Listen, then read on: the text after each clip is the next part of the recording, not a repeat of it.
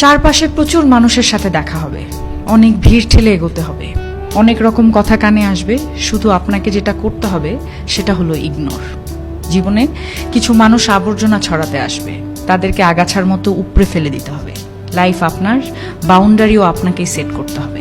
Negativity যেখানে দেখবেন সাথে সাথে সেখান থেকে দূরে সরিয়ে নেবেন নিজেকে।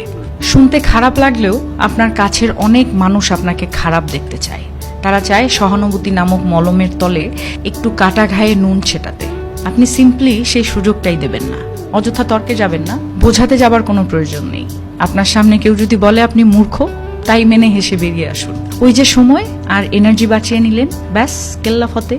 যে যা বলছে শুনে নিন, আর মুচকি হেসে শির দ্বারা সোজা করে নিজের সিদ্ধান্তটা নিজেই নিন।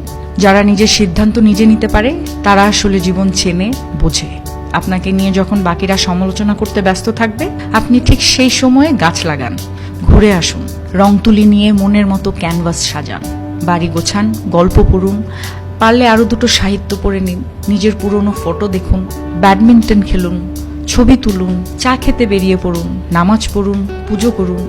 মোট কথা, তাদের কথায় রিয়্যাক্ট করবেন না একদমই। যা বলছে বলুক, আপনার কানে এলেও ফেলে দিন।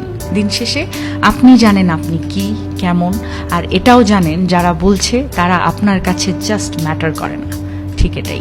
একটা বাউন্ডারি সেট করুন, একদম যাদের বা যার বুকে মিশে আপনি একদম শ্বাস নেবেন, যার সামনে আপনি আয়নার মতো দাঁড়াতে স্বাচ্ছন্দ্য বোধ করেন, শুধু তাদের কাছে এক্সপ্লেইন করুন।